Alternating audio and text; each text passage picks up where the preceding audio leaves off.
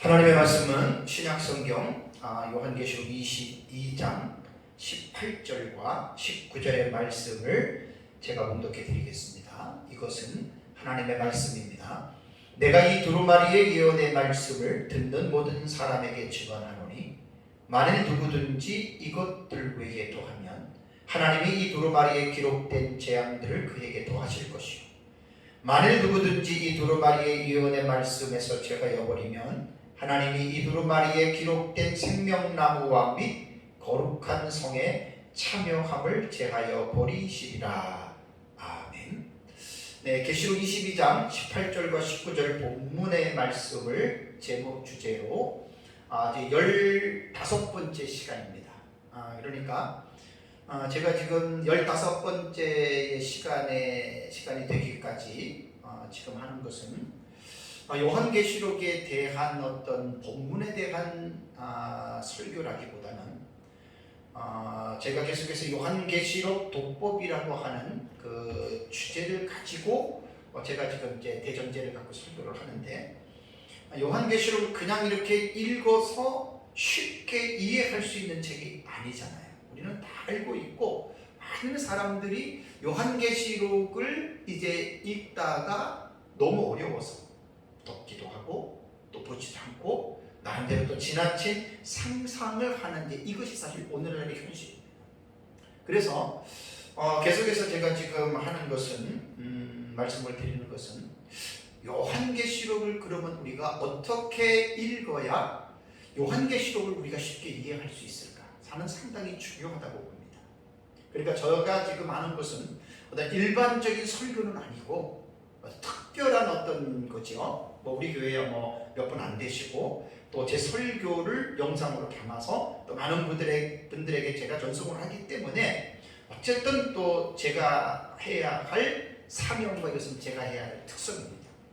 일반 교회에서는 이렇게 설교 시간에 요한계시록 독법에 대해서 이렇게 제가 이제 다음 주까지 하면 18시간이 되는데, 그렇게 하기는 사실 힘들지만 저희 교회니까 가능한 겁니다. 우리 교회니까. 그래서 제가 이제 계속해서 이제 이 요한계시록을 우리가 올바르게 읽기 위해서는 이러한 지식을 가지고 요한계시록을 읽어야 요한계시록을 보다 폭넓게 이해할 수 있다라고 제가 여러분들에게 말씀을 드렸습니다. 지난주까지 제가 14시간에 걸쳐서 요한계시록 독법에 대해서 몇 가지를 말씀을 드렸는데요. 첫 번째는 다시 한번 반복을 하면, 요한계시록은 묵시문학적인 장르로 기록이 되어졌습니다. 그러니까 성경이 인간의 언어로 기록이 되어졌기 때문에 문학적인 어떤 그 장르를 우리가 봐야 되거든요. 이 성경이 어떠한 문학적인 색채를 가지고 성경이 기록됐느냐, 이것이 서신서인가, 이것이 어떤 시가서인가, 이것이 어떤 예언의 의미를 갖고 있는가, 이것이 어떤 산문제, 요한계시록을 넓게 보면 산문제죠. 그러면서도 내용으로 들어가 보면은 너무 어렵잖아요. 그래서 이제 이런 문학적인 장르를 묵시문학적인 장르라고 이야기를 하기 때문에, 요한계시록을 올바르게 이해하기 위해서는 묵시문학이 어떤 것인지에 대해서 기본적인 공부를 사실 해야 됩니다.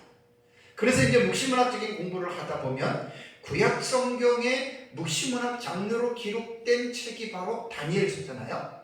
그러면 다니엘서와 요한계시록은 아주 밀접한 관계가 있어요. 그래서 묵시문학적인 장르로 먼저 공부를 하고, 그 다음에 이제 크게 두 번째는 해석학적인 구조를 알아야 됩니다. 모든 성경이 다 마찬가지입니다. 무조건 읽는다고 깨달아지는 것이 아닙니다. 그래서 제가 해석학적인 구조에서는 크게 3가지를 말씀을 드렸어요. 첫 번째는 요한계시록에 기록된 단어를 읽을 때에 문자 그대로 읽어야 하느냐, 아니면 상징의 의미를 부여하고 그 단어를 봐야 되느냐, 되게 중요하죠. 여기서 이제 해석이 하늘과 땅 차이로, 문자적인 해석과 상징적인 해석이 하늘과 땅 차이로 달라집니다. 그 다음에 단어 해석학적인 구조에서 두 번째는 뭐냐면, 사건을 해석할 때 우리는 어떻게 해야 되느냐? 제가 5가지의 사건을 해석하는 법이 있다고 말씀을 드렸어요. 방법을. 자, 첫 번째는 요한계시록이 문자로 기록이 되었고 그 문자의 내용들을 보면은 사건으로 쭉 나오거든요. 예를 들자면 3가지 일곱 시리즈인 일곱인, 일곱나팔, 일곱대죠. 첫째 인을 떼니 사건이 나오잖아요. 둘째 인도 사건이 나오고 6번째, 7번째 대접, 나팔 다 사건이 나오잖아요. 그렇다면 요한계시록에 기록된 이 사건들이 도대체 언제 어떻게 이 사건이 일어나는 것인가? 되게 중요합니다. 그래서 2000년 교회 역사가 우리의 믿음의 선진들이 요한계시록을 읽을 때 사건에 대한 해석이 5가지라 그랬잖아요. 과거주의 해석. 그러니까 요한계시록에 기록된 대체적으로 6장부터 한 19장까지 이제 뭐 20장 정도 19장까지는 과거주의 해석은 이미 이 사건은 과거에 일어났다라고 해석을 하는 거예요. 이 사건은. 또 역사주의는 과거가 조금 더 늘려서 신약시대 전체로 늘려서 보는 거죠.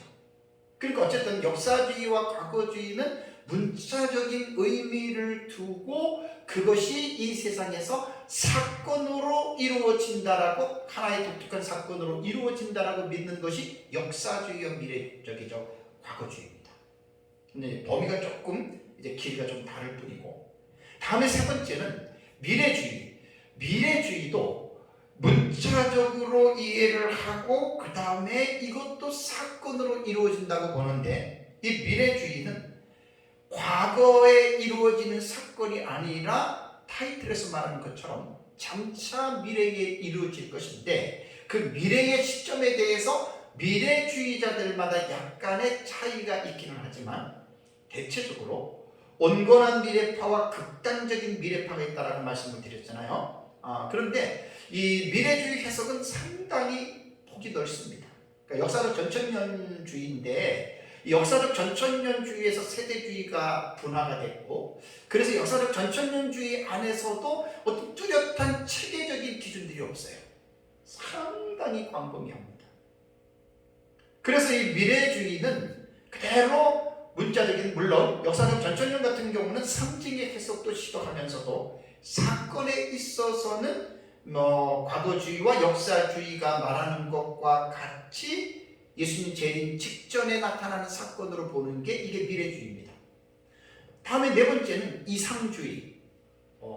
풍유적 해석, 알레고리 해석 그래가지고 5000년의 해석이 대부분 이제 이상주의인데, 이상주의는 앞에서 말한 과거주의와 역사주의와 미래주의와는 뭐가 다르냐면 문자적으로 보지 않아요. 상징으로 봐요.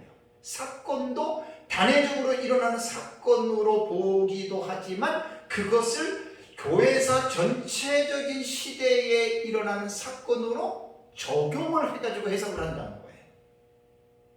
그러니까 이상주의는 분명히 앞에 3가지 것과 분명한 어떤 차이를 이제 가지고 있다라고 하는 것을 우리가 알 수가 있습니다. 이게 4번째 방식이고, 5번째는 뭐냐면 이제 요즘에 무천년, 전천년 할 것 없이 세계적인 신학계의 흐름이 어떻냐면, 주경신학자들, 특히 요한계시록을 연구하는 학자들의 글을 보면 이전에 한 30-40년 이전으로 돌아가서 전천년이다, 무천년이다, 세대주의다, 후천년이다, 이렇게 어떤 딱 자기들이 갖추어놓은 카테고리 안에서 그것만 강조하는 것이 아니라 많은 유명한 주경신학자들이 절충주의 해석법을 시도합니다.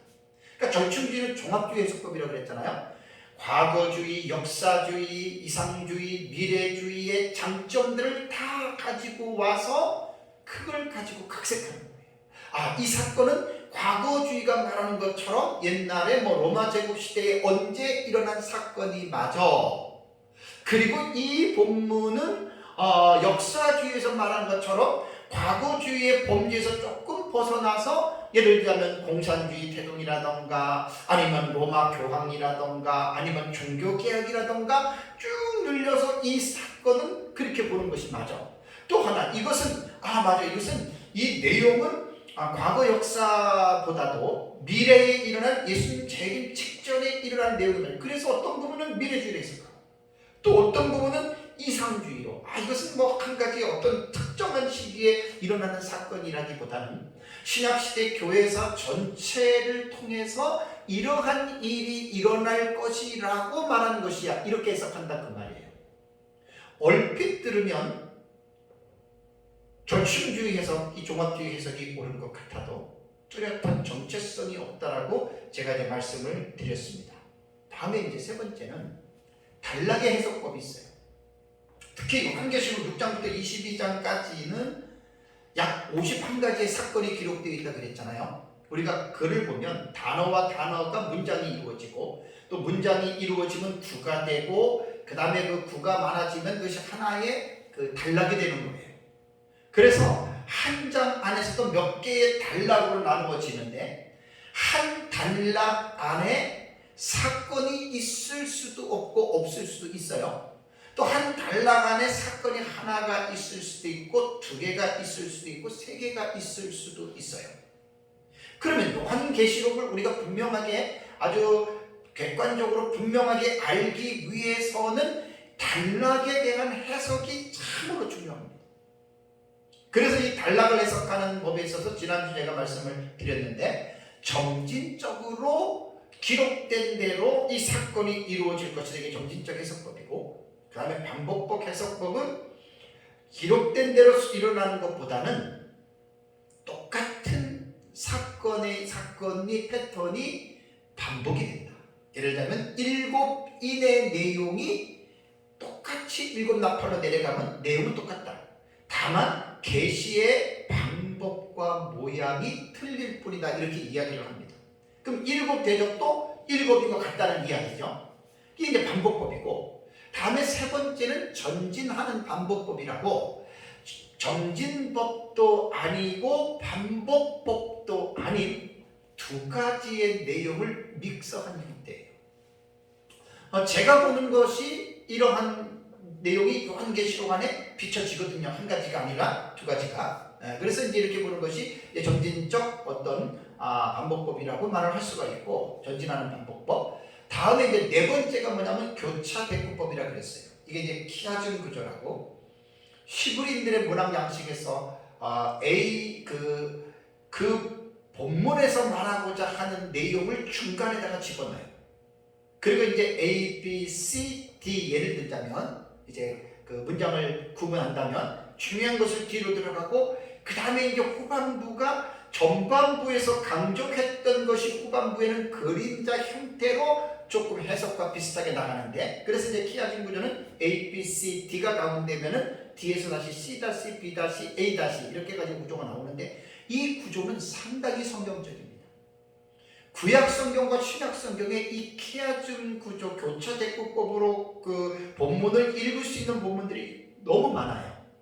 그렇지만 제가 개인적으로는 요한계시록도 이렇게 보는 것은, 이렇게 보는 학자들의 노력에 대해서는 제가 상당히 공감을 하고, 그렇게 보는 것도 일종의 하나의 방법이기 때문에 인정을 하지만, 제가 보는 관점에서는 이렇게까지 요한계시록을 볼 필요가 있겠느냐라는 그런 생각을 제가 한다라고 말씀을 드렸습니다.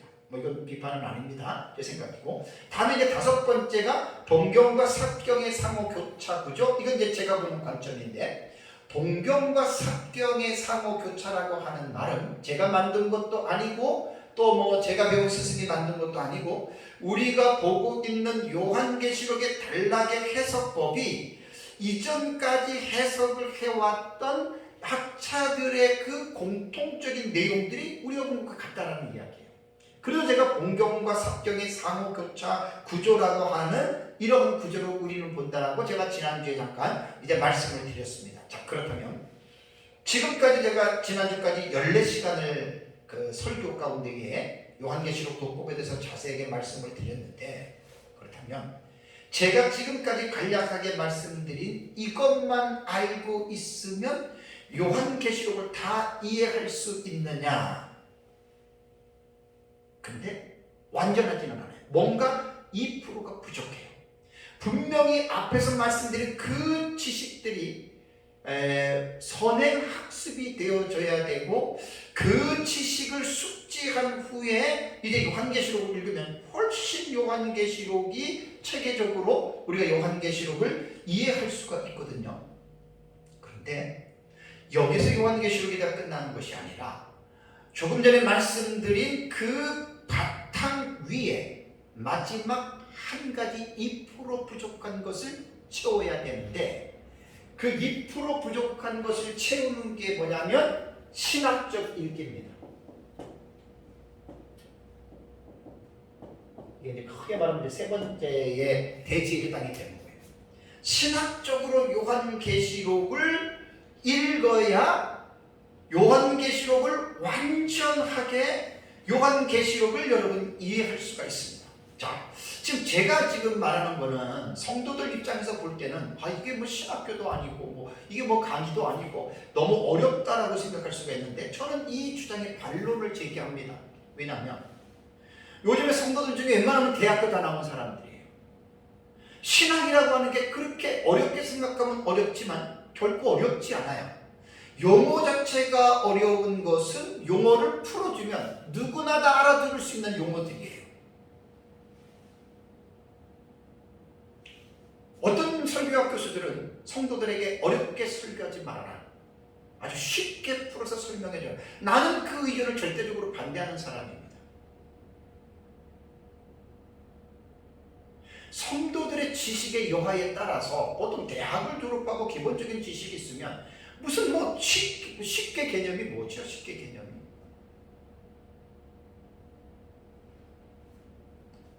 설교자가 목회자가 성도들을 어떻게 가르치냐에 따라서 성도들의 지식의 범위가 다르거든요.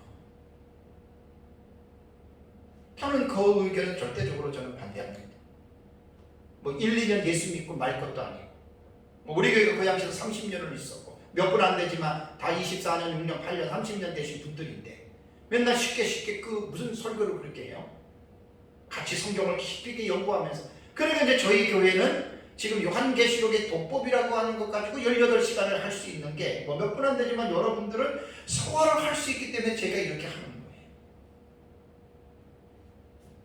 그래서 마지막으로 이제 신학적 읽기가 더해져야 요한계시록을 완벽하게 이해할 수가 있습니다. 자, 신학이라고 하는 단어는요, 그리스의 네오스와 로기아의 합성인데, 이 네오스라고 하는 단어는 신이라고 하는 말이고, 그 다음에 로기아라고 하는 말은 학문이라는 뜻입니다. 그러니까 이 신학이라고 하는 말은 뭐냐면 하나님에 관해서 연구하는 학문이 신학입니다. 얼마나 아름다운 학문입니까? 하나님에 대해서 우리가 공부하는 거예요. 이게 신학이에요. 그래서 신학교가 바로 그런 데거든요. 그래서 하나님에 대해서 공부를 하는데, 이게 뭐 한 번에 그냥 단순간에 공부가 이루어지는 것이 아니잖아요. 그러니까 이 신학은, 하나님에 대해서 아는 공부는 기독교의 신앙의 기본이 되는 하나님의 말씀, 이것을 1차적으로는 교리라고 설명을 합니다. 이것을 하나님의 말씀을 찾아서 체계적으로 확립을 시키는 것이 여러분 이게 신학입니다. 그러니까 신학은 어떤 몇 과목에 되는 것이 아니라 수백 가지의 학문으로 나누어질 수가 있어요. 여러분, 성도들이 예수를 믿고 혼자서 성경을 읽는다고 생각해 보세요. 특히 요한계시록을 읽으면 무슨 뜻인지 알겠어요? 모르잖아요. 그러니까 이 신학이라고 하는 것은 오랜 시간을 두고 많은 사람들이, 대부분 지도자들이, 선생들이 성경을 연구하고 연구해서 분야별로 체계화시킨 것을 우리는 신학이라고 이야기를 하는데, 이 신학의 체계를 절대로 무시해서는 안 됩니다.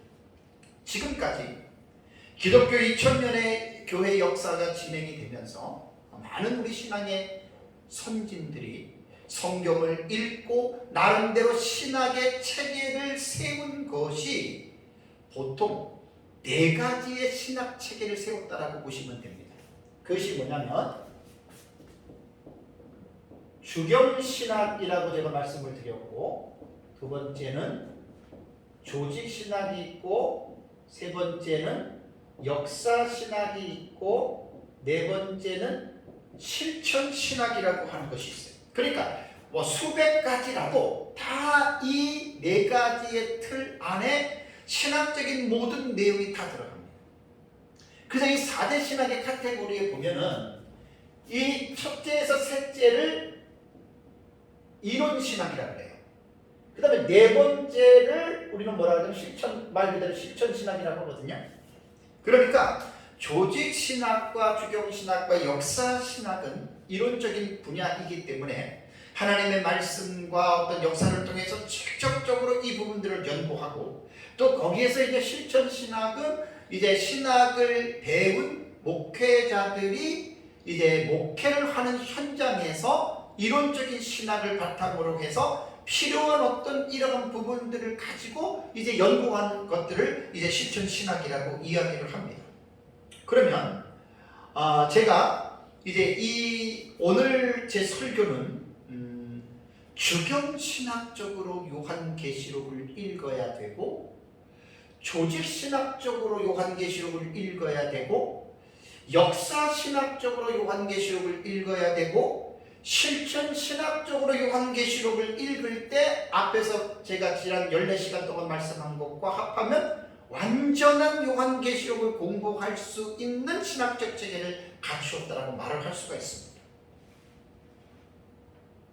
그렇다면 주경신학 그러면 성도들에게는 낯선 용어예요. 이게 주경신학이 뭐지요?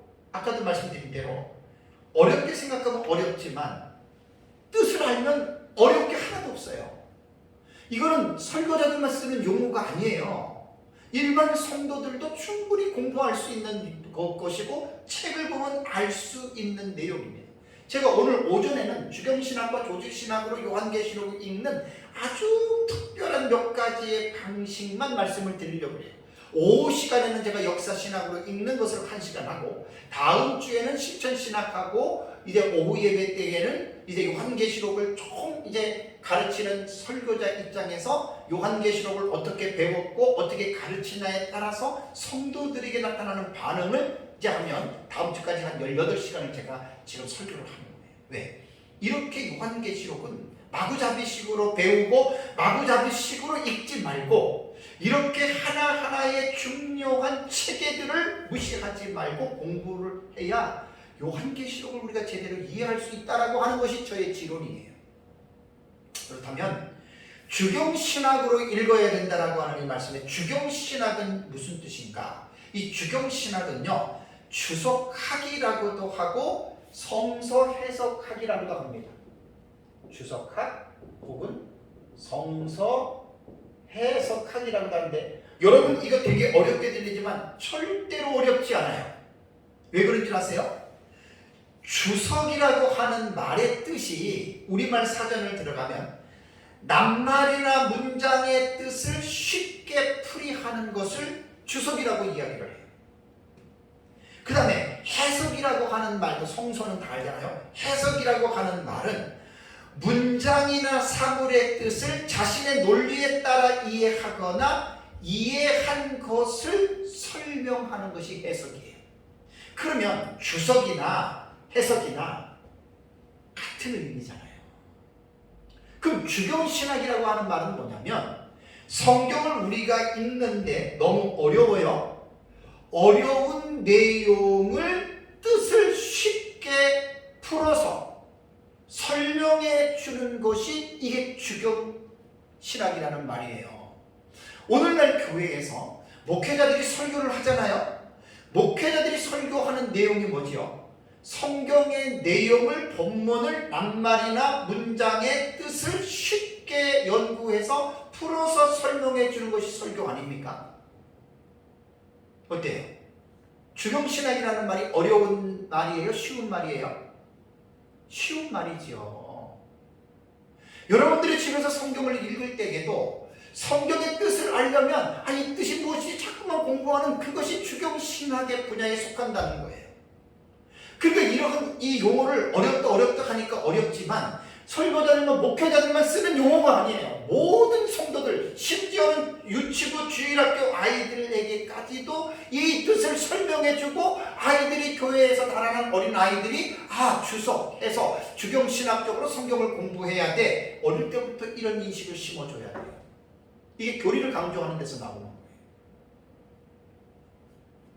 그래서 이 주석학은요, 주경신학은 성경 본문에 대한 비평 및 설명과 해석을 연구하는 학문이 바로 주경신학이라는 말입니다.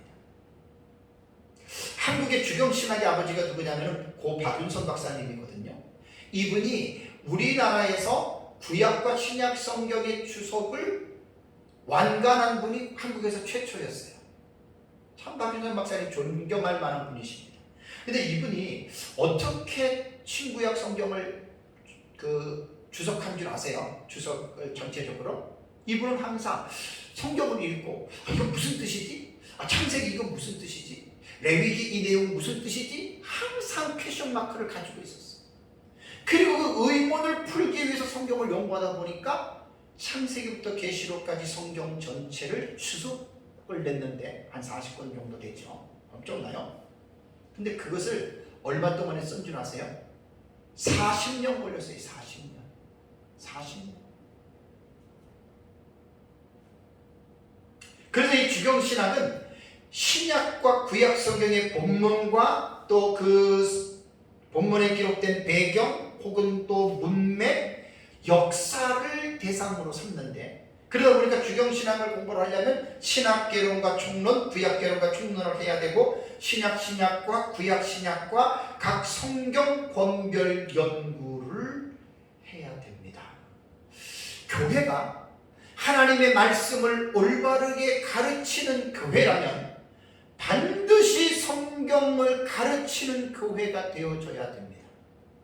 그래서 교회에서 성경 공부 시스템이 잘 개발된 교회를 보면 일반 성도들에게 목회자들이 공부했던 신학적인 이 학문들을 그대로 가르칩니다. 조금 쉽게 가르치죠. 그 교회가 제가 알고 있기로는 예수가족교회. 예수가족교회의 그 목사님이 백금산 목사님이죠. 그 예수가족교회가 아주 우리나라에서 대표적인 교회예요. 그래서 그 교회를 다니는 성도들은 성경 공부가 다른 교회에서 하는 것과 차원이 다릅니다. 제가 지금 말씀하는 대로 신약신학, 구약신학 이런 것들을 이미 성도들에게 신학의 과정을 벌써 오픈을 했습니다. 온라인으로도 하고 모여서도 하고 참 정말 훌륭한 교회입니다.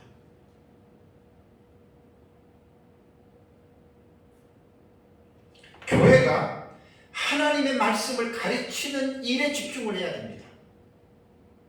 그래서 성도들에게 하나님의 말씀을 가르쳐 줘서 성도들이 하나님의 말씀을 깊이 있게 이해하고 배울 때 그 성도는 말씀을 통해서 하나님이 어떠한 분인지를 깨닫게 되는 거예요. 성경도 제대로 모르고 하나님을 알 수가 있습니까? 그건 어불성설입니다. 성경을 그래서 잘 배워야 됩니다. 그래서 제가 요한계시록은 그냥 마구잡이로 읽는 것이 아니라 오늘 제가 여러분들에게 말씀드리는 것은 지금 이 시간에 말씀드리는 건 뭐냐면 주경신학적으로 1장부터 22장 성경 전체의 내용을 공부를 해야 된다는 거예요. 그래서 신학적으로 요한계시록을 4대 신학 카테고리에서 요한계시록을 읽어내야 최종적으로 요한계시록이 어떠한 책인지에 대한 이해를 비로소 하는 거예요.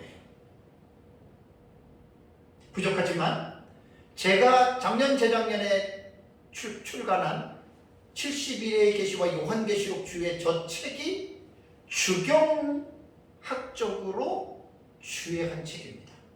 그러니까 뭐 세계적으로 유명한 어떤 주경학자들에 비하면 비교가 되지 않지만 그냥 목사로서 제 입장에서 제 나름대로 1장부터 22장까지 제 책에는 그 주의를 해놓은 거예요. 주의. 그런데 요한계시록은요 그냥 어떤 부분의 특정한 사건 하나만 가지고 뭐 흰말은 뭐고 붉은 말은 뭐고 검은 말은 뭐고 시다만 사천이 뭐고 이렇게 말하지 말고 1장부터 22장을 전체적으로 단어 하나하나 절 하나하나 문장 하나하나 다 단락 하나하나를 전체적으로 공부를 해야 돼요.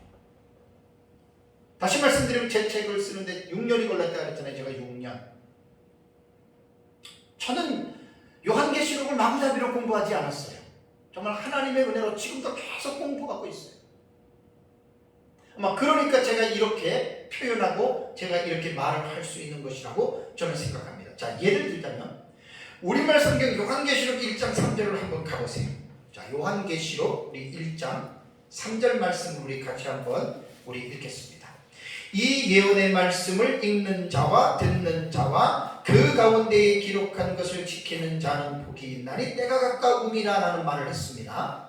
그러면 우리말 성경을 볼 때에 이 1장 3절의 말씀을 읽으면 어떻게 보면 자세한 제가 늘 여러분들한테 강조하는 대로 주경신학에는 언어학이 들어가기 때문에 히브리어 헬라어가 기본입니다. 구약의 히브리어, 신약의 헬라어 반드시 원문을 봐야 됩니다. 참 저에게 가장 부족한 부분이 원문인데 제가 부족하기 때문에 지금도 배우고 원어를 잘하는 멘토를 통해서 제가 공부하고 있거든요. 질문도 하고. 그러면 원어를 볼 때에 읽는 자와 듣는 자와 지키는 자가 늘 말씀드리지만 읽는 자는 아나기노스코라고 해서 이거는 단수로 되어 있어요. 이 동사가. 그 다음에 듣는 자는 아쿠오라고 이 말은 복수입니다. 지킨다라고 하는 말은 테레오라고 하는 이 테린테스거든요. 이게 지금 복수로 나왔어요. 그러니까 읽는다라고 하는 말은 아나기노스콘 그러면 이것은 단수고요. 듣는 자는 아쿠온테스 그러면 이것은 남성 주격 복수입니다. 그렇다면 원문을 볼 때, 주경신학이라고 말할 때는 반드시 원문이 들어가야 돼요. 원어를 기본으로 공부를 하셔야 된다는 그 말. 요즘에는 성도들 중에서도 원어에 관심을 가지고 목사들도 보지 않는 원어를 보는 성도들이 꽤 많이 늘어납니다. 그 이유는 뭐냐면 그만큼 성도들의 지식이 하이 클래스에 들어가 있다는 거예요. 그래서 목회자들이 성도들을 우습게 보면 안 돼요. 원문을 지금 공부하는 성도들 꽤 있습니다. 그러니까 주경신학 입장에서 본문을 자세히 보면 읽는 자는 단수고 듣는 자와 지키는 자는 복수로 나오기 때문에 박윤선 박사님의 주석을 보면은 이 초대교회 때에는 이 본문을 어떻게 해석을 하냐면 설교자가 예배 시간에 성도들을 향해서 이 요한계시록을 설교하는 거예요. 이게 읽는다라는 표현으로 나와요. 그 다음에 성도들은 어떻게 해요? 예배 시간에 설교를 듣지요? 복수지요? 그 다음에 지킨다라고 하는 이 말과 복수의 의미가 뭐냐면 설교하는 사람이나 듣는 사람이 동일하게 이 말씀을 어떻게 해요? 지켜야 된다는 거예요. 그리고 주경신학적인 입장에서 이 동사를 잘 예의주시해 보면 이 헬라어 같은 경우도 그렇고 히브리어도 그렇고요. 이 동사는 6가지의 형태로 읽어야 됩니다. 시상태, 성수격. 그럼 왜 시상태, 성수격이 있는 줄 아세요? 그게 필요 없는 게 아니에요. 필요가 있어요. 설교자들이 최소한 성경의 동사를 읽어낼 때에는 이러한 성수격이라던가 시상태를 읽어내면 어떠한 역사가 있냐면 여기에서 읽는다, 듣는다, 그 다음에 지킨다라고 하는 말이요. 이 동사가 다 현재 분사 능동태로 되어 있습니다. 현재 분사 능동태가 뭘 의미하지요? 과거에 읽는 것으로 끝나는 것이 아니에요. 현재에 계속 읽고 듣고 지켜야 된다는 거죠. 분사는 뭐예요? ing, 진행형이에요. 능동태는 뭡니까? 자기 스스로가 억지가 아니에요. 그러니까 요한계시록을 읽고 듣고 지키는 것을 억지로 하지 말고 능동태로, 태라고 하는 것은 움직임의 방향이거든요. 억지로 누가 들으라 그래서 듣고 읽으라 그래서 읽는 것이 아니라 능동태이기 때문에 그렇게 보는 거예요. 제가 지금 한 가지 예만 지금 드는 거예요. 두 번째는 계시록 2장 7절에 이기는 자는, 이기는 그에게는 내가 하나님의 낙원에 있는 생명나무의 열매를 주워 먹게 하리라 그랬어요. 여기도 보면 이긴다라고 하는 말이 제 책에 다 나와 있는데, 토니 콘티는 이게 동사인데 능동 현재 분사예요. 이것도요. 항상 신앙생활은 이겨야 돼요. 그러니까 요한계시록을 단순히 그냥 우리말로 된 것만 읽고 끝나는 것이 아니라 주경신학은 반드시 원어를 봐야 되기 때문에 원문을 들어가서 이러한 미시문법적인 의미를 설교자가 캐내야 돼요. 이해를 해야 돼요. 그리고 이 본문의 말씀을 성도들에게 전할 때에 이 동사의 아주 예리한 미시문법적인 의미를 성도들에게 가르쳐서, 그리고 이 움직임의 동사를 표현한 이 뉘앙스를 성도들이 현재 분사니까 계속해서 지금도 계속해서 이것을 능동되는 스스로가 알아서 이 부분을 하라는 거죠. 그래서 이 2장 7절에 낙원이라고 하는 말이 파라다이소스라고 하는 단어입니다. 이것도 종말론을 연구하는 사람들은 예수님께서 이 파라다이소스가 누가복음 23장 43절, 고린도후서 12장 4절, 계시록 2장 7절에 이렇게 세 군데 딱 파라다이소스가 세 개 나오거든요.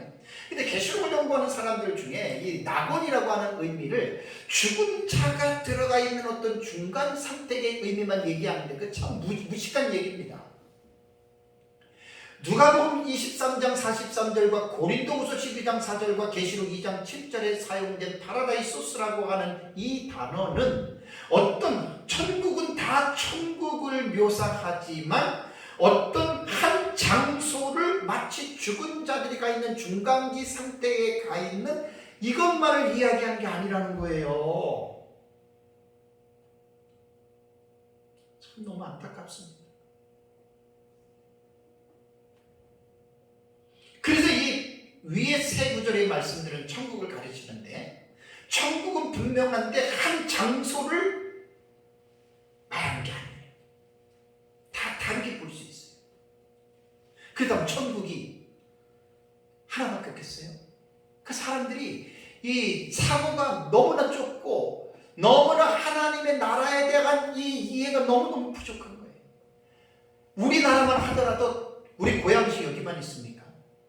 팔도강산이라고 하잖아요. 전 세계를 보세요. 5대양 6대주잖아요. 그럼 하나님이 지구만 창조하셨습니까? 하늘을 창조하고 우주를 창조하고 지구를 만드셨잖아요. 하나님이 창조하신 창조의 세계는 우리 인간의 이성으로, 인간의 지식으로 분명히 하나님 편에서는 유한하지만 인간의 편에서는 그 유한의 끝을 못 보는 거예요. 아직도. 그렇다면 하나님이 창조하신 이 세상이 크겠어요? 하나님의 나라가 크겠어요? 상식적으로. 그러니까 천국에 대해서 너무나 쥐꼬리 많은 지식들을 갖고 있는 사람들. 하나님의 나라는 무궁하고 광대합니다. 무한하다는 이야기예요. 그래서 파라다이소스도 어떤 한 장소만, 죽은 사람만이 가는 그것만 말하는 게 아니라는 거예요. 그래서 이제 계시록 2장 7절에 하나님의 낙원에서 생명나무의 가시를 먹게 한다라고 하는 말이 계시록 21장을 가보세요. 22장을 가보세요. 거기 보면 나오잖아요. 새하늘과 새 땅, 새 예루살렘 성에서 생명나무 과일을 한 나무에 12가지의 실과가 맺혀요. 매달 맺혀요. 그걸 먹는다는 의미예요. 문자적인 의미로 받아들이면. 시간상 8장의 음보나 이런 건 제가 안 하겠습니다. 다음에 이제 두 번째는 주경신학이라는 게 되게 중요한 거예요. 아직 목사님들의 설교가 주의 설교를 반드시 해야 됩니다. 나는 이걸 주장하는 거예요. 근데 안타깝게도 우리나라에 주의 설교를 하는, 주일날 주의 설교를 하는 교회들은 눈을 씻고 찾아봐야 돼요. 거의 그런 설교 안 합니다. 왜 그런 줄 아세요? 주의 설교를 하려면 설교자가 딸리거든요. 원어도 봐야지, 문맥도 봐야지, 역사적인 상황도 얘기를 해야지, 전체적으로 봐야지. 그러니까 설교자들이 성경을 가지고 씨름할 만한 시간들을 못 내는 거예요. 왜? 사역에 바빠서, 정치에 바빠서, 돌아다니는 데 바빠서. 오해가 없기 바랍니다. 사실적인 묘사입니다. 그래서 성경을 가지고 씨름하는 것이 목사의 사명이에요. 죽을 때까지. 그래야 성경 안에서 이러한 하나하나의 깊은 의미들이 주경신학적인 의미에서 성경의 해석이 깊어지고 넓어지는 거예요. 참 해결도 끝도 없는데 이 부분은. 그러나 설교자는 이게 사명이기 때문에 주경신학적인 부분을 계속해서 학문의 진보를 넓혀야 됩니다. 두 번째는 간단하게 할게요. 조직신학적으로 읽어야 되는데, 조직신학은 되게 중요합니다. 조직신학이 왜 중요해요? 주경신학 안에는 사실은 이제 성경신학이 포함되어 있는데 그건 제가 말씀 안 드릴게요. 전에 여러분들한테 많이 말씀드렸지만 넘어가고, 조직신학은 왜 중요하지만 조직신학은 시스템, 체계화시키는 거예요. 우리가 성경을 창세기부터 계시록을 읽어보세요. 여러분 여기서 하나님 어떤 분이세요? 한번 말해보세요. 그러면 말할 수 있겠어요? 예수님이 어떤 분이세요? 인간은 어떤 존재입니까?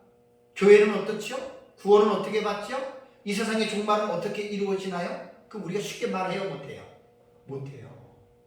조직신학은 창세기부터 계시록까지 성경 66권 안에서 수많은 신학자들이 서로 성경은 어떤 책이냐 계속 연구를 해서 체계화를 시킨 거예요. 그게 서론이고, 다음에 성경 안에서 하나님은 어떤 분이냐, 이게 신론이에요.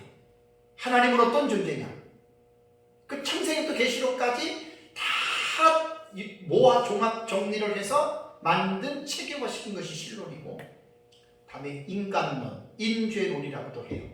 인간은 어떤 존재냐, 에덴 동산에서 타락하기 이전의 인간, 범죄한 인간이 받을 형벌, 이런 것들, 이게 이제 인간론이거든요.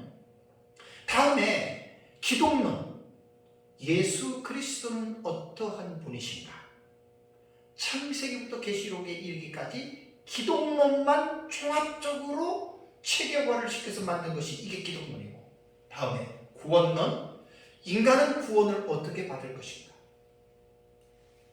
그래서 이제 구원론은 제가 여러분들에게 몇 번 강조했던 대로 구원의 서정, 오더라고 그러죠. 순서. 어떤 개혁교회에서는 9가지 이야기를 합니다. 소명, 그 다음에 중생, 믿음, 회심, 칭의, 양자, 성화, 변인, 영화, 이렇게 9가지의 이 순서들이 있어요. 근데 논리적으로 이제 펼쳐놓은 순서인데, 그러니까 구원을 어떻게 받느냐. 다음에 또 교회는 어떠한 곳인가. 그런데 구약성경의 칸이라고 하는 단어부터 신약의 에클레시아에서 이제 그 단어들이 여러 가지 단어들이 나옵니다. 다음에 마지막 종말론, 인류의 종말은 어떻게 일어날 것인가. 이게 조직신학이에요. 물론 조직신학은 이것만 있는 것이 아니라 변증학, 종교철학, 현대신학 등이 들어갑니다. 요한계시록을 마구잡이로 무작정 읽는다고 요한계시록이 깨달아지느냐?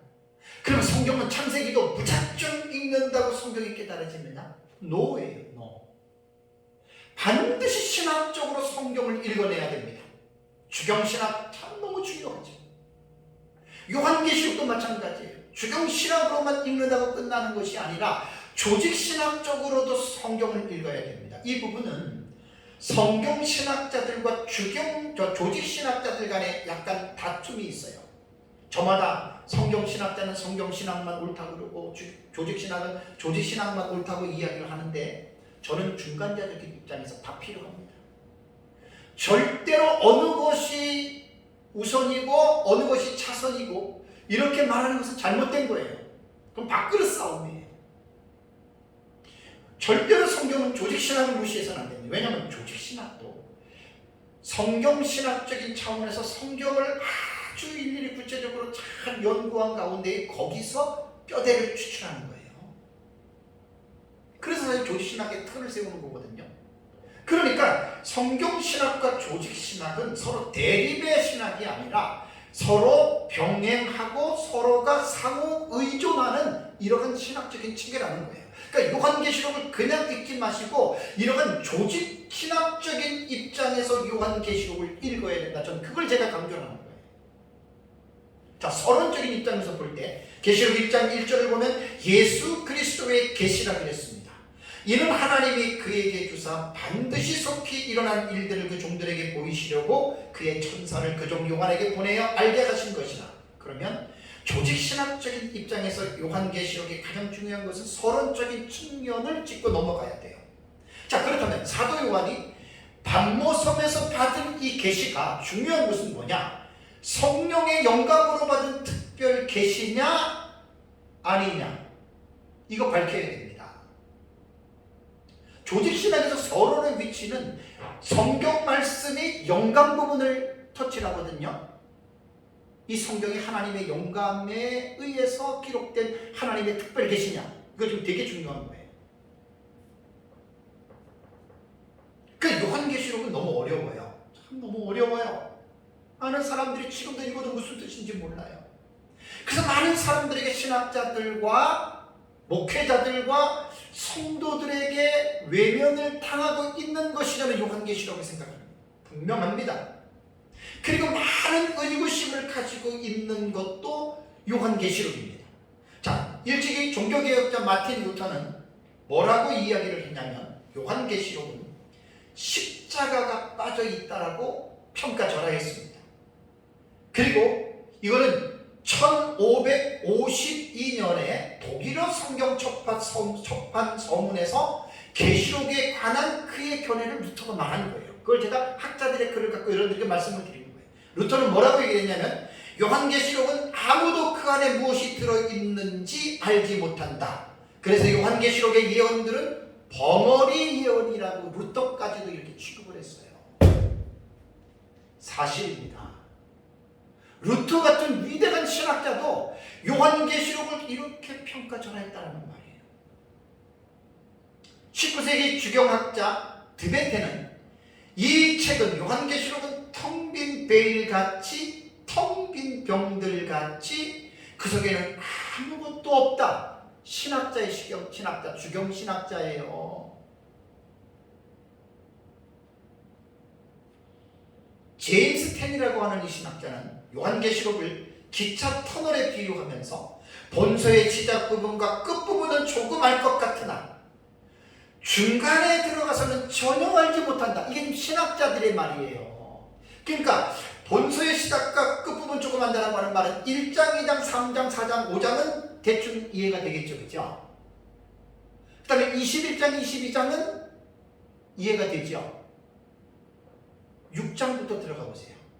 일곱 나팔, 일곱 대접, 중간에 들어가는 삽병들. 그러니까 많은 신학자들 자신들도 이 요한계시록을 이해하지 못하고 마치 이게 지나친 평가절하를 통해서 그럼 요한계시록은 그러면 하나님의 계시가 아닙니까? 특별 계시가 아닙니까? 이러한 의구심을 자만에게 만들었다는 거예요.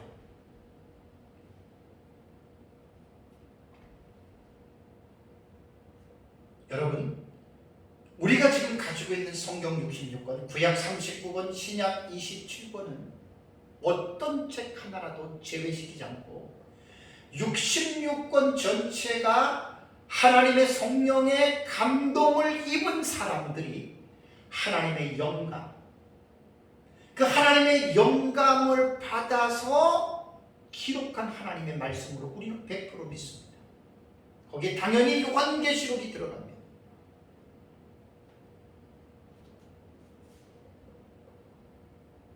참 안타까운 게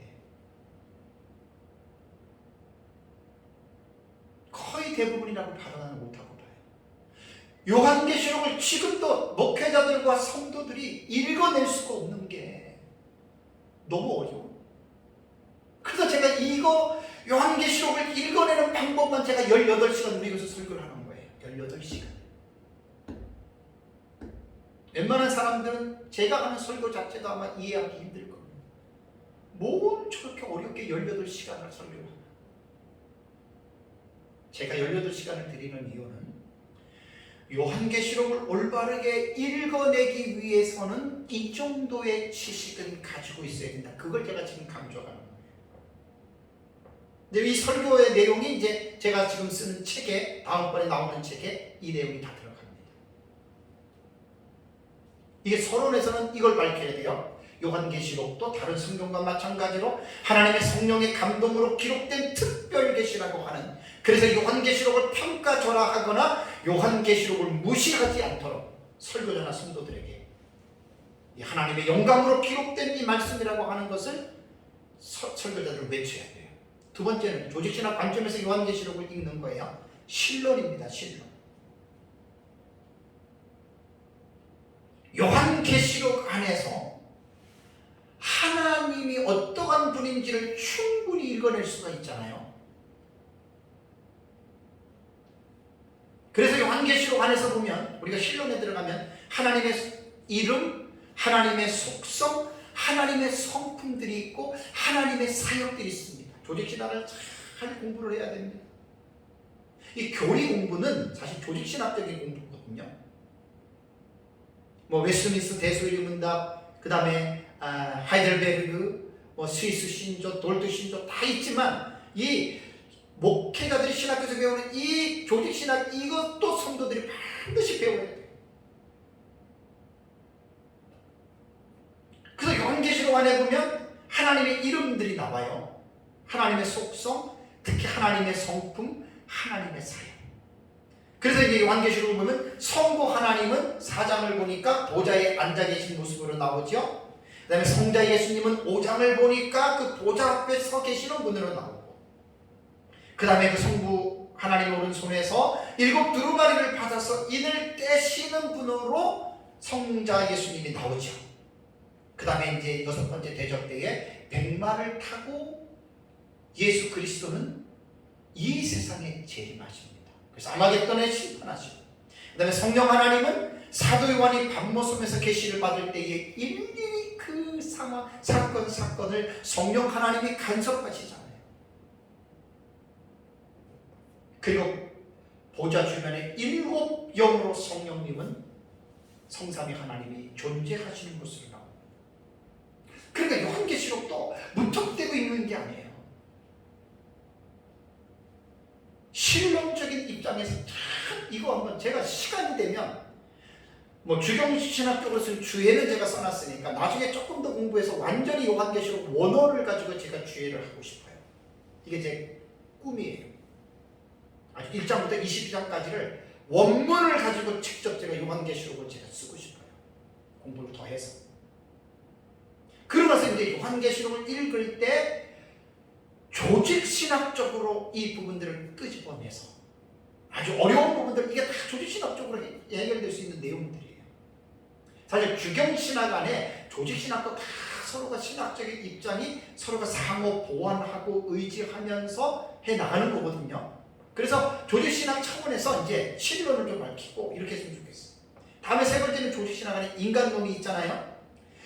요한계시록에 기록된 내용이 사람이잖아요. 인간에 대한 이해가 필요한 거예요. 특별히 인죄론, 인간론은 인죄론이라고도 말을 하는데, 인간의 죄악에 대한 하나님의 형벌이 조직신학을 할 때 우리 인죄론에서 배우거든요. 요한계시록을 읽어보세요. 7이, 7 나팔, 7 대접에서 어떤 이 현상이 나타나죠? 끔찍하죠. 물론 7인 자체가 다 심판과 재앙이 아닙니다. 참 이것도 요한계시록을 제대로 배우지 않고 그냥 7 재앙, 인재앙, 나팔재앙, 대접재앙 그러는데, 인은 다 재앙이 아니에요. 첫째 인 같은 경우는 우리는 그리스도로 해석하는 분이 있고 마지막 시대 사역자들로 해석하는 경우가 있거든요. 많은 사람들이 그렇게 봐요. 그게 어떻게 재앙이 되겠어요? 그리고 요한계시록도요, 그냥 제대로 공부들을 안 하고 그냥 대충 누가 카다라라고 하는 말이 그냥 전수가 돼서 그냥 많은 사람들이 무조건 인재양 이렇게 얘기해요. 이는 다 재앙이 아니에요. 그렇게 틀을 짜면 재앙으로 갈 수도 있지만 제가 보는 관점에서 이는 다 재앙이 아닙니다. 이렇게 얘기하려면 시간이 많아요. 그래서 요한계시록 안에는 뭐 일곱 대접 같은 경우는 완전한 재앙이죠. 거기서 보면은 참 특이한 게 있어요.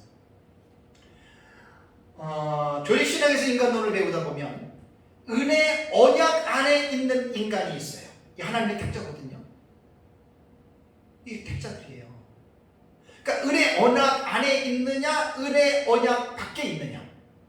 요한계시록은 딱 나타나요.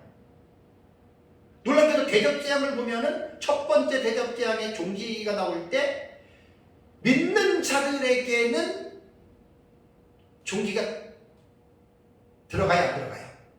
안 들어가잖아요. 희한하잖아요?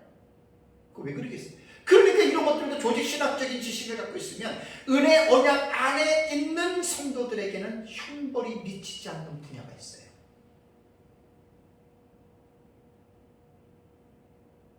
그래서 요한계시록은 어떤 성경도 그냥 읽는 게 아니라 충분한 신학적인 지식을 가지고 읽을 때 성경 안에서에 대한 이 부분들을 올바르게 깨달을 수가 있습니다. 일곱 번째 대접으로 지구가 세 갈래로 갈라질 때 은혜 언약 안에 있는 자들은 그 안에 한 사람도 없어요. 참 신기하지 않습니까? 666 짐승의 표를 받는 것도 은혜 언약 안에 있는 사람은 절대로 짐승의 표를 안 받습니다.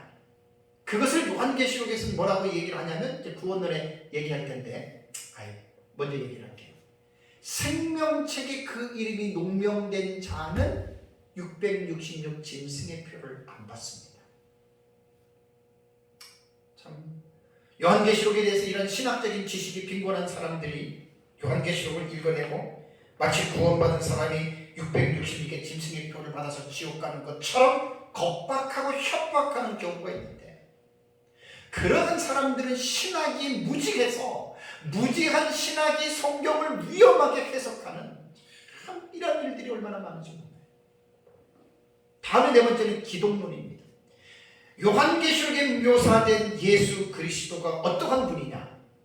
그래서 기독론에서는 그리스도의 이름들이 나오고 그리스도의 위격이 나오고 그리스도의 신분이 나오고 그리스도의 직분이 나옵니다. 요한계시록에서 이러한 기독론적인 차원에서 요한계시록을 조직신학적인 차원에서 읽어낼 수 있어야 돼요. 밤모섬에서 사도 요한에게 말씀하신 예수 그리스도는 영이 아닙니다. 그분은 부활 승천하신 그리스도이십니다. 참 놀라워요. 계시록 4장과 5장에 서 계시는 예수님은 바로 그 부활체를 입으시고 지금도 하나님 보좌 우편에 앉아 계신 분이세요. 서 계신 분이세요. 계시록 19장에서는 그분이 재림하시고 20장에서는 천년왕국에서 그분이 왕으로 통치하시는 그분이 바로 그리스도이십니다. 이게 기독론으로 요한계시록을 읽어내는 거고 다음에 다섯 번째는 구원론입니다. 요한계시록에서 구원은 상당히 중요합니다.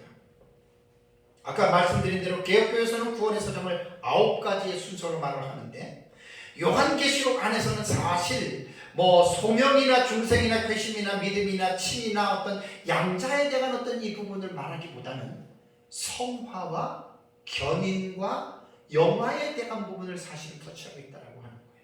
특히 견인, 생명책에 기록된 자들, 구원받은 자들을 하나님께서는 대환란 속에서 어떻게 그들을 보호하시고 그들을 견인하시는가. 이것이 요한계시록에서 우리가 읽어낼 수 있어요. 제가 지금 말씀드리는 것은 마구잡이식으로 요한계시록을 배우는 사람하고는 질적으로 차원이 다릅니다. 무조건 성경 읽어놓고 이 사건이 마치 이렇게 되니까 할렐루야 찬양 이런 게 아니라 성경의 본문 텍스트와 사건 하나하나를 신학적인 입장에서 조명해서 해석학적인 구조라든가 단락의 구조라든가 이러한 부분에 들어가서 요한계시록을 체계적으로 지식적으로 잘 읽어낼 때 비로소 요한계시록의 내용이 무엇인지 알 수 있다는 겁니다. 구원론이 이렇게 중요하고 다음에 여섯 번째는 교회론입니다. 교회론에서 제가 여러분들에게 말씀드린 대로 교회는 무형교회와 유형교회로 갈라집니다. 가시적인 교회와 비가시적인 교회. 눈으로 보이는 교회는 유형교회입니다. 이거는 우리처럼 건물을 중심으로 모이는 전 세계에 셀 수 없이 많은 교회들입니다. 그러나 무형교회는 하나의 교회, 영적인 교회, 천상의 교회라 그러죠. 구원받은 자들로 지역이나 어떤 그 공간에 제한을 받지 않고 하나님 편에서 구원받은 총 하나의 무리, 이게 무형교회거든요. 요한계시록을 읽다 보면은 교회론적인 차원에서 되게 중요한 게 초대교회와 음녀교회 두 개가 나온다 그랬어요. 그 요한계시록은 여자로 비유를 합니다. 여자. 계시록 12장에 해로 옷 입은 여자, 이것은 건전한 초대교회고, 계시록 17장에 나오는 음녀는 진리에서 탈선한 변질된 교회, 이게 음녀교회입니다. 이게 참 중요해요. 그래서 이제 이 교회가 사탄의 세력에 의해서 짐승과 거짓 선지자와 음녀의 세력들을 위해서 핍박을 받잖아요. 요한계시록에서 이게 정확하게 구분이 돼요. 시간이 없어서 이런 부분들을 자세하게 얘기를 못하는데, 어쨌든 그 계시록에 보면은 하나님의 교회는 환난을 받습니다. 그래서 세대주의자들이 말하는 7년 환난 전에 교회가 환난을 받지 않고 휴가된다, 거짓말입니다. 성경적으로 틀린 해석입니다. 이건 공감할 수 없고 받아들일 수 없는 해석입니다. 왜? 성경이 뒷받침이 안 돼요. 그래서 거의 모든 세대주의만을 빼놓고 일반 모든 신학자들은 전천년도 그렇고 무천년도 그렇고 후천년도 그렇고 성도는 환난을 겪는 것으로 해석합니다. 저도 그렇게 봅니다. 마지막 이제 일곱 번째가 종말론입니다. 말 그대로 종말론은 아주 중요한 부분이죠. 계시록 안에서 개인의 종말을 먼저 다뤄야 됩니다. 예수님 재림 직전에 우리 개인이 먼저 죽어요. 그 다음에 죽은 사람이 어디가 있죠? 영원히 천국 가 있죠? 그 중간기 상태예요. 그 다음에 예수님이 재림하지요. 재림한 이후에 우리는 천년왕국이 이 땅에 있는 것으로 믿지요. 천년왕국이 끝나고 죽은 자들이 부활하고 최후의 크고 힘보다 심판대에서 마지막 심판을 받고 영원한 상태로 들어가죠. 그 부활체로 들어가는 거예요. 그래서 저는 요한계시록에서 특히 예수 그리스도의 재림 직전에 일어날 장차 될 일들에 대한 이 사실들을 분명하게 종말론적인 차원에서 요한계시록에서 읽어낼 수 있어야 됩니다. 아쉬운 것은 신학의 입장에 따라서 이 종말론에 대한 이 보는 관점들이 다르다는 거예요. 그래서 아까 전에 말씀드린 대로, 계속해서 말씀드린 대로 과거주의, 역사주의, 이상주의, 미래주의 해석법에 따라서 다르고, 전천년이나 무천년이나 후천년이냐 세대주의에 따라서 계시록을 바라보는 입장이 다르기 때문에 이것은 어쩔 수가 없어요. 나와 다르다고 해서 다른 그 사람이 틀린 게 아니에요. 왜? 내가 틀릴 수도 있다라고 하는 것 피차에 겸허하게 생각해야 됩니다. 나와 다를 뿐이지 이단이 아닌 이상에는 틀리다라고 말을 하면 안 돼요. 제가 아까 세대주의 환란전에 휴고, 그것도 내가 볼 때 공감하지 않고 성경에서 맞지 않는다고 그런다고 해서 틀린다고 사실 정죄할 수 있는 것은 아니에요. 왜? 피차가 마찬가지이기 때문에 내가 조금 강력하게 표현했을 뿐이지 이단이 아닌 이상에는 여러분 그건 어쩔 수가 없습니다. 사랑하는 성도 여러분, 요한계시록을 읽어도 그 뜻을 이해하는 것은 쉽지 않아요. 왜? 어렵습니다. 왜 어려울까요? 그 이유가 있기 때문에 그런 거예요. 그걸 제가 지금 15시간을 통해서 계속 시리즈로 지금 설교를 하고 앞으로도 한 3시간 더 할 거예요. 어쨌든 요한계시록을 우리가 올바르게 이해하기 위해서 지금 선행학습적으로 제가 지금 15시간을 여러분들에게 말씀을 드린 겁니다. 그래서 지금까지 말씀드린 것들을 잘 기억하고 두렵고 떨림으로 요한계시록을 잘 배워서 하나님이 왜 우리에게 요한계시록을 주셨는가, 그 본래의 의도를 잘 깨닫고 또 믿음으로 이 말씀을 순종하면서 승리하는 삶을 살아가시기를 주님의 이름으로 축복합니다. 다 같이 한번